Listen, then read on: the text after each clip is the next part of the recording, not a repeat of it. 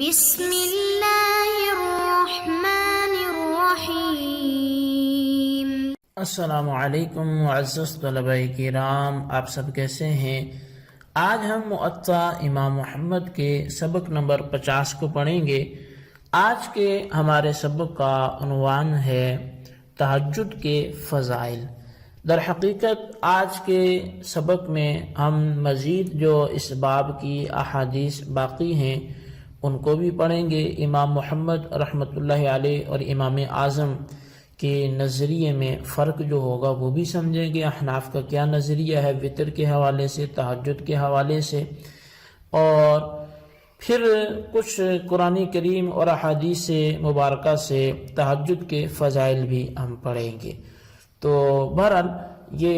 آج ہمارے تہجد اور صلاۃ اللیل یعنی وطر کے حوالے سے جو بات تھی وہ اختتام کو پہنچے گی، اور آئندہ سبق میں ہم کسی نئے باب سے آغاز کریں گے۔ تو سب سے پہلے ہم فضائل کی طرف بڑھتے ہیں اور اس کے بعد جو حدیث باقی ان کی قرات کر کے بات ختم کرتے ہیں۔ تو پہلی بات یہ ہے کہ رات کی نماز کے ویسے بھی بہت سے فضائل قرآن و حدیث میں آئے ہیں، میں صرف چند ایک عرض کر کے آگے بڑھتا ہوں۔ اللہ تبارک و تعالی نے فرمایا والذین یبیتون لربہم سجدا وقیاما، اور وہ لوگ جو راتیں گزارتے ہیں اپنے رب کے لیے سجدے اور قیام کی حالت میں۔ اور حضرت عبداللہ بن عباس رضی اللہ تعالیٰ عنہ روایت کرتے ہیں کہ رسول کریم صلی اللہ علیہ وسلم نے فرمایا میری امت کے اشراف حافظ قرآن اور رات کو عبادت کرنے والے لوگ ہیں،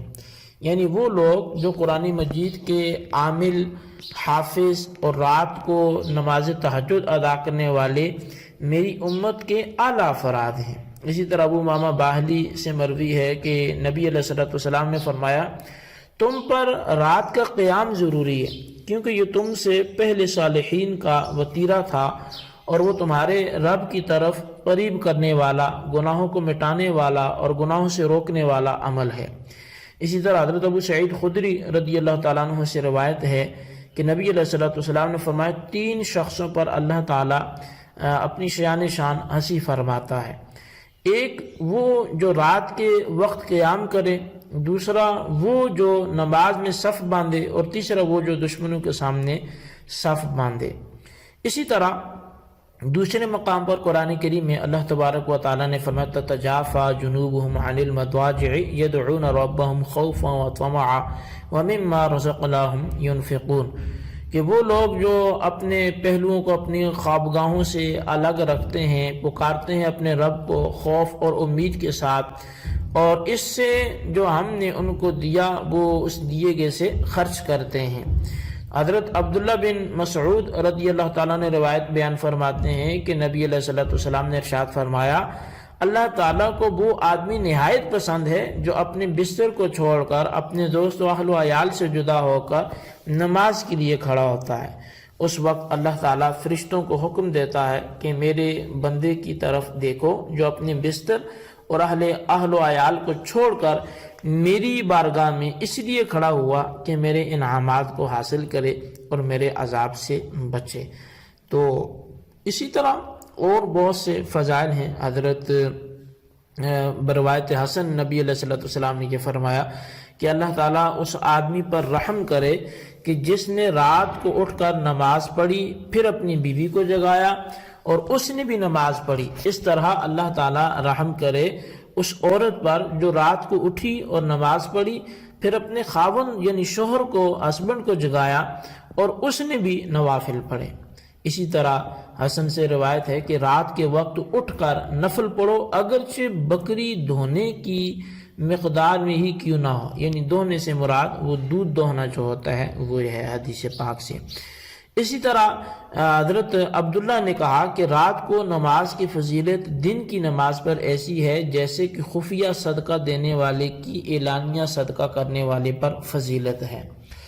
حضرت ابو ہریرہ اور ابو سعید خدری رضی اللہ تعالیٰ عنہ دونوں سے مروی ہے جب کوئی شخص رات کو اپنی بیوی کو بیدار کرے اور پھر دونوں نفل ادا کریں تو ان دونوں کو ایسے اشخاص میں سے لکھا جائے گا جو بہت زیادہ اللہ کا ذکر کرنے والے ہیں۔ اور حضرت عبداللہ بن سلام رضی اللہ تعالیٰ عنہ سے روایت ہے کہ نبی علیہ السلام پہلی مرتبہ مدینہ منورہ میں داخل ہوئے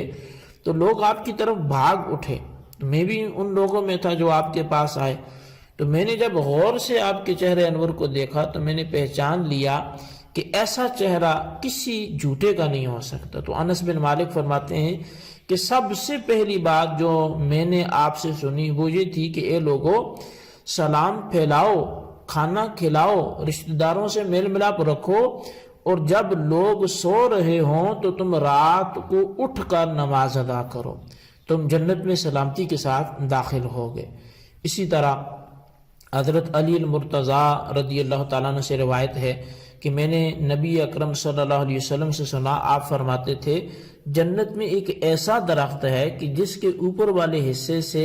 جو ہے وہ ہلیں نکلتی ہیں، اور نچلے حصے سے سونے کے مسرجہ گھوڑے کہ جن کی لگامیں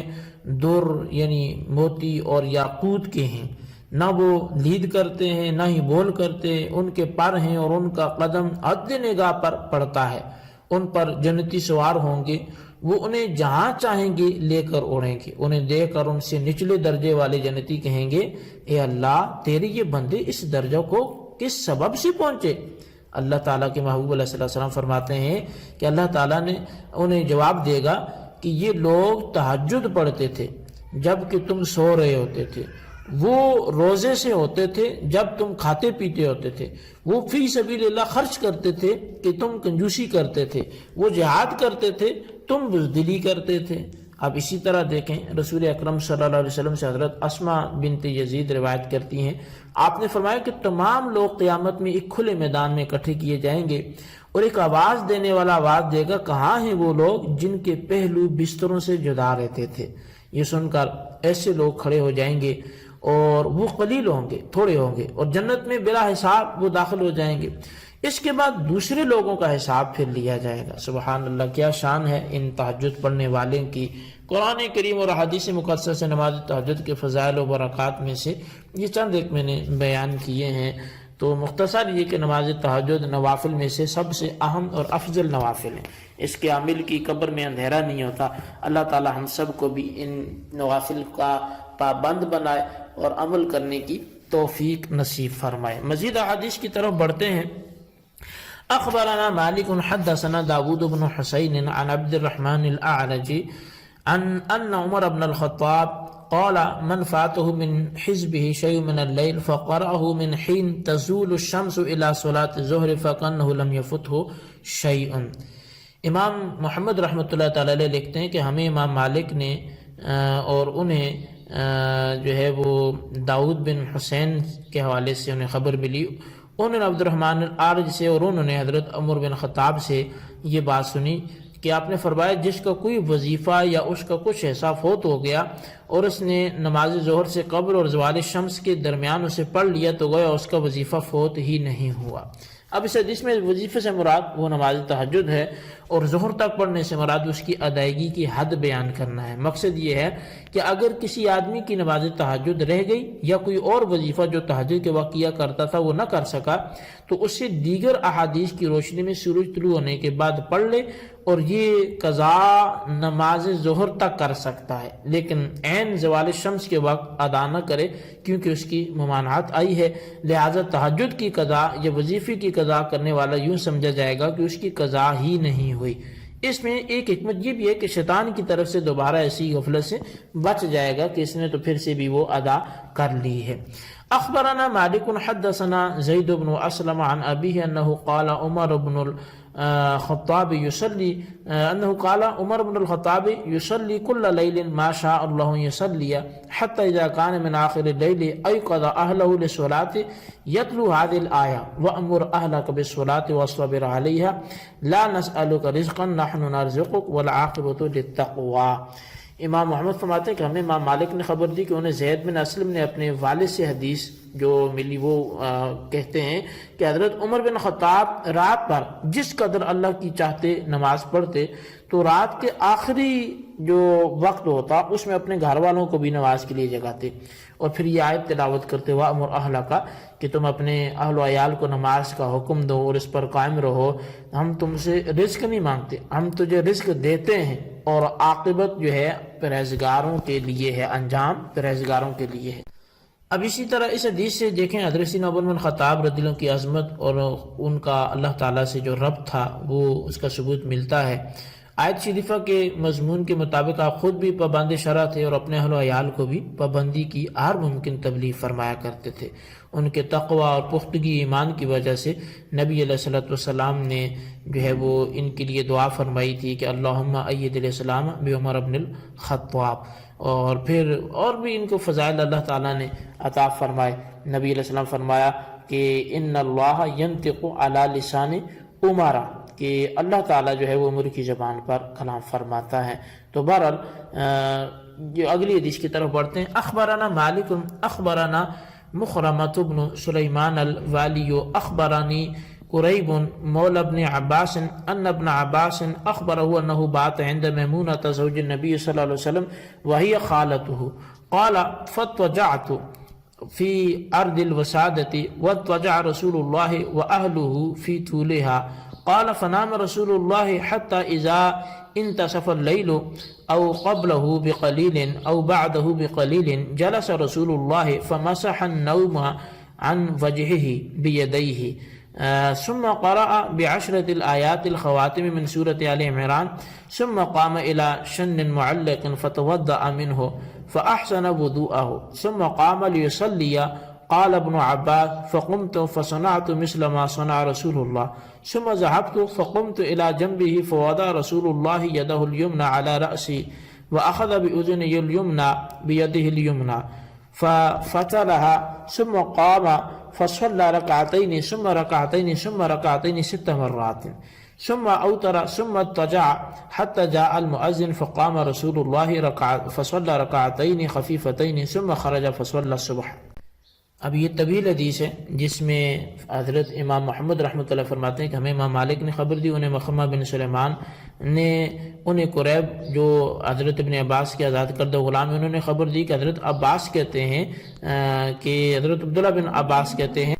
کہ میں نے ایک مرتبہ حضور صلی اللہ علیہ وسلم کی زوجہ حضرت سیدہ میمونہ رضی اللہ عنہ کے ہاں رات بسر کی، جو میری خالہ لگتی تھی، کہ میں بستر کی چوڑائی والے حصے میں لیٹ گیا اور نبی علیہ السلام اور آپ کی اہلیہ محترمہ نے اس کے طول میں آرام فرمایا۔ نبی علیہ السلام سو گئے۔ جب آدھی رات یا اس سے کچھ پہلے کا وقت ہوا تو آپ اٹھے اور اپنے چہرے سے نیند کے اثرات دور کیے، پھر سورہ آل عمران کی آخری 10 آیات کی تلاوت فرمائی، پھر ایک لٹکے ہوئے مشکیزے کی طرف تشریف لے گئے، اس کے پانی سے بہت اچھی طرح وضو فرمایا، پھر نماز ادا فرمانے کے لیے کھڑے ہو گئے۔ ابن عباس کہتے ہیں کہ میں نے اٹھ کر ویسے ہی کیا جیسا نبی علیہ السلام نے کیا تھا، پھر میں آپ کی ایک جانب کھڑا ہو گیا۔ بیان فرماتے ہیں کہ نبی علیہ السلام اپنا دایاں ہاتھ میرے سر پہ رکھا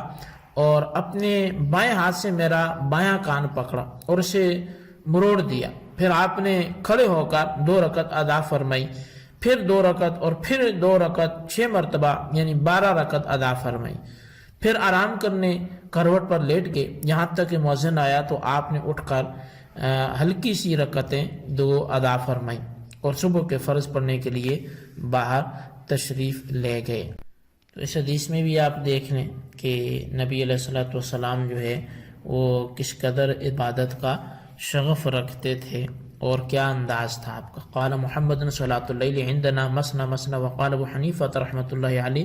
صلاۃ اللیل ان شئت صلیت رکعتین وان شئت صلیت 4 وان شئت 6 وان شئت 8 ما شئت بتکبیرۃ واحدۃ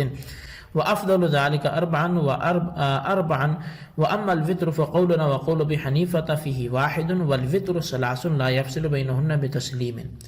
امام محمد کہتے ہیں کہ نماز تہجد ہمارے نزدیک 2 رکعت پڑھنی چاہیے اور امام اعظم کے نزدیک چاہے 2 رکعت، چاہے 4 رکعت، چاہے 8 رکعت، 6 رکعت ایک تکبیر کے ساتھ پڑھ سکتے ہیں، لیکن افضل 4 رکعات ہیں۔ اور نماز وطر میں ہمارا امام اعظم کا ایک ہی قول ہے، وہ یہ کہ وطر کی 3 رکعات ہیں اور ان میں سلام کے ذریعے فاصلہ بھی نہیں ہوتا، یعنی 3 رکعت کے آخر میں ہی سلام پھیرے گا۔ تو بہرحال امام محمد نے نماز تہجد 2 رکعت پڑھنا افضل بتایا اور امام اعظم نے 4 رکعت کو بہتر فرمایا۔ یہ اختلاف افضلیت میں ہے، جواز میں نہیں ہے۔ تو بہرحال یہ جو آج کے حوالے سے ہمارا سبق تھا، احناف کا نظریہ امام اعظم کا بھی اور امام محمد کا بھی وہ آپ کے سامنے آیا، اور نماز تہجد کے فضائل بھی آپ کے سامنے آئے۔ جتنا ہو سکے ہمیں نماز تہجد کی پابندی کرنی چاہیے۔ اللہ تبارک و تعالی ہم نے عمل کی توفیق نصیب فرمائے، آمین بجاہ نبی الامین صلی اللہ علیہ وسلم۔